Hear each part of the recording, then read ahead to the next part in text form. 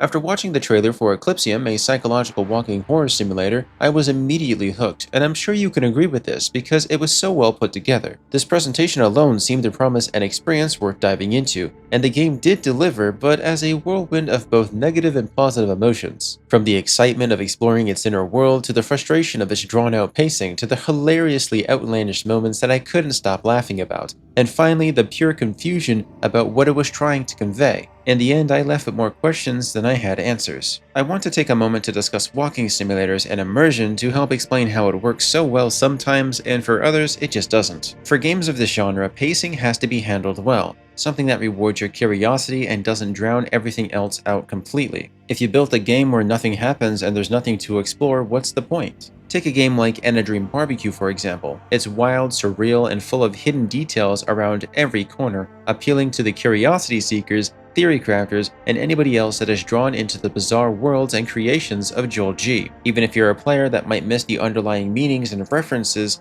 these types of games resonate openly with a wide variety of players because it is so well designed. Then there are other titles like 10 Dead Doves, Killer Frequency, Mouthwash, The Invincible, Scorn, and even Soma. Fantastic story-driven walking simulators that have a remarkable ability to draw you in, while adding a lot of tension and fear. Even though most of the experience is spent walking, talking, or simply taking in the sights, these games manage to make you feel fully connected to the world and their underlying stories. I bring this up because Eclipsium struggles entirely because of the pacing. The game is first and foremost a highly surreal experience, and I would not call it a horror game as much as the elements stem from the visual aesthetics, be that from its crunchy textured low-poly environments to the digitized video elements of a person wearing a chest-mounted camera recording their hands and arm movements. It's a game that has a solid presentation because it's strikingly unconventional, but that's all it's got going for it, as this is the one and only aspect that stands out the most compared to so many other titles using this similar and less used technique. But when it comes to walking through the world, the story, the atmosphere, and the tension, it all gets swallowed up by hours of monotonous empty world traversal.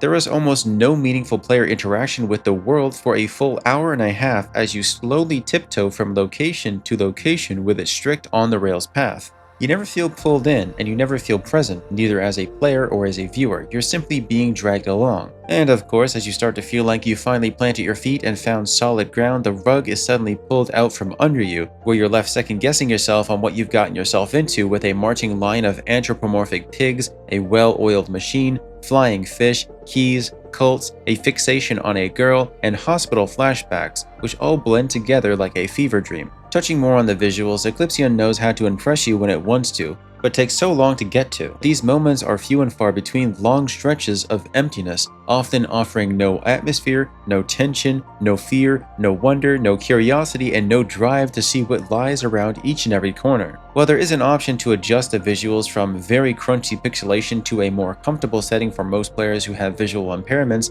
the world rarely takes full advantage of it. Outside of two immensely impressive puzzles involving paintings and mirror-based dimensional travel where the environment contorts into a spear-like maze, the vast majority of the gameplay consists of slowly walking to the next destination while you fight desperately to stay awake. The use of these digitized arms and hands picking up objects, gouging out your eyes, ripping out your own heart, and slicing off your tongue is rad as hell and seamlessly integrated into the world. Whether it's rowing a boat, wading through chest-high water, crawling through the air ducts, or opening doors, these interactions are seriously well designed, but ultimately they do not accomplish anything else. If there is a deeper purpose, some abstract poem or allegory about life, desire, or obsession behind any of it, it's far too obscure for the average player to grasp. There's a phrase that's often spoken: the design is oddly human. I can't quite place that here at all, because nothing about this feels cohesive. The hospital ward flashbacks, taking medical IV drops, and blood work, it all feels like a coma or a fever dream of nightmares and hopeless abandonment. Why are we here?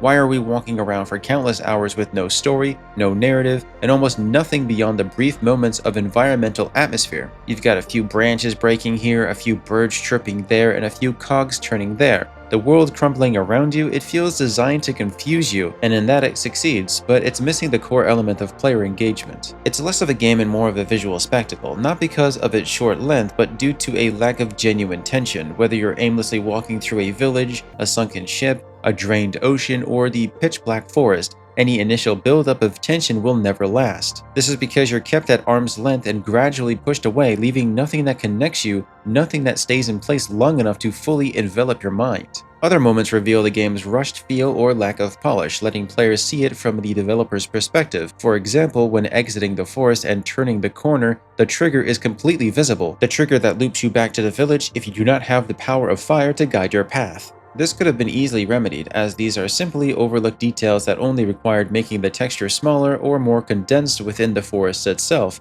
but as it stands, it feels thrown in and forgotten. Then there are other gameplay sections that feel oddly placed. For example, a ladder is lit with a single light bulb flickering, almost condescendingly signaling to the player after walking slowly in a straight line for 2 hours that they might be lost and need some guidance. Yet later, when guidance is necessary, there's absolutely none of it. When you finally figure out what's required to progress the story, it turns out to be something simple, not entirely your fault because the game fails to clearly indicate what can and cannot be interacted with at times. I guess you can pet the cat, which does ease some of the frustration, but in the end, I could not fully enjoy this. The gameplay itself is just painfully slow, which holds itself back while simultaneously feeling rushed. Issues like the world clipping and the objects popping in and out due to distant rendering suggests that the game did not receive much QA testing or proper feedback, efforts that could have helped bring everything together for a more polished feel. We've already touched on what makes up most of the idle journey through bizarre, unpredictable events, but beneath that, there are occasional sections thrown at the player that are never fully utilized, whether that's the power of the knife, the eye, or the fire that is embedded in your hand, or even the woman who locks onto you and shifts your perspective around you. It just feels like the developers gave up midway, backloading the experience to offer a reward for anybody who was capable of enduring the early game and making it to the finale, which was beautiful. When I usually pick up a new game, I do so with the intention of seeing what it has to offer and playing it through to completion, regardless of how good or bad it may feel.